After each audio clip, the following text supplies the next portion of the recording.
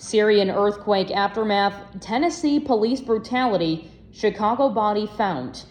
Good afternoon, the time is 5:02. It is Thursday, February 9th, and this is Courtney Conroy bringing you your WCCN hourly news update, Chicago's most reliable news source. This hour's message is brought to you by Bonnides Crabgrass DuraTurf Preventer. Dominating international headlines, tens of thousands of people who lost their homes in a catastrophic earthquake huddled around campfires in the bitter cold and clamored for food and water Thursday, 3 days after the Temblor hit Turkey and Syria and killed more than 20,000. Emergency crews used pickaxes, shovels, and jackhammers to dig through twisted metal and concrete, and occasionally still pulled out survivors.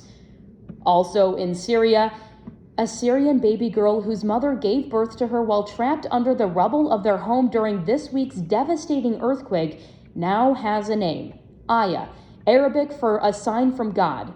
With her parents and all her siblings killed, her great-uncle will take her in. Aya is one of untold numbers of orphans left by Monday's 7.8 magnitude earthquake. Heading to the States, the officer who pulled Tyree Nichols from his car before police fatally beat him and never explained why he was being stopped, newly released documents show and emerging reports from Memphis residents suggest that this is common.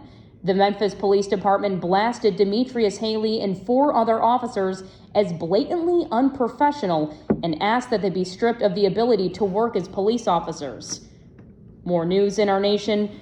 The derailment of a train carrying toxic chemicals, sending a huge plume of smoke in the air and forcing residents of a small Ohio town to evacuate, has raised questions about railroad safety. The railroad industry is generally regarded as the safest option for most goods, but with rails crossing through the heart of nearly every city and town nationwide, even one hazardous materials accident could be disastrous. Hitting closer to home, a body was recovered from the Chicago River in Bridgeport on Wednesday afternoon. The Chicago Police Marine Unit responded to a call about a body floating in the water at about 4 p.m. in the 2800 block of South Eleanor Street. Police said the Marine Unit recovered the remains of a man. His age was unknown and no other details were released.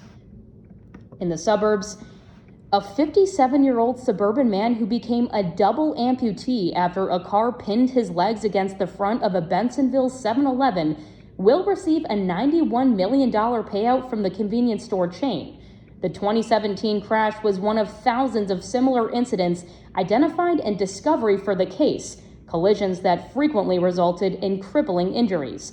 The settlement was approved by a Cook County judge on Monday. Your WCCN hourly news update will continue with sports and weather after a brief message from our sponsors. Did crabgrass and other grassy weeds take over your lawn last year?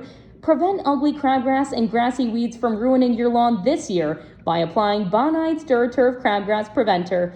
Bonnides Crabgrass Preventer is available with or without fertilizer and will stop crabgrass and other grassy weeds from growing in your lawn for up to 5 months. You'll be well on your way to a great-looking lawn this year.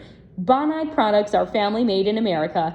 Get Bonnides DuraTurf Crabgrass Preventer at your local hardware store. Now for your WCCN sports.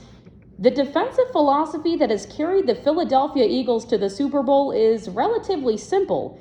A deep rotation of defensive linemen provides constant pressure that makes opposing quarterbacks uncomfortable and often leads to them ending on the ground. Few teams have gotten to the quarterback more frequently this season than the Eagles, who are closing in on the NFL's most prolific season ever when it comes to sacks. Finally, taking a peek at the forecast, today we're looking at stormy skies with unseasonably warm temperatures, so make sure you have an umbrella if you're planning on going out. Tomorrow, these warm temperatures will stay constant with highs nearing the 40s, and it seems as though the groundhog may have deceived us, as this weekend the sun will come out with highs of 48 degrees. Before we wrap things up, remember to be safe and stay tuned. That concludes today's WCCN hourly news update brought to you by Bonnides Crabgrass DuraTurf Preventer.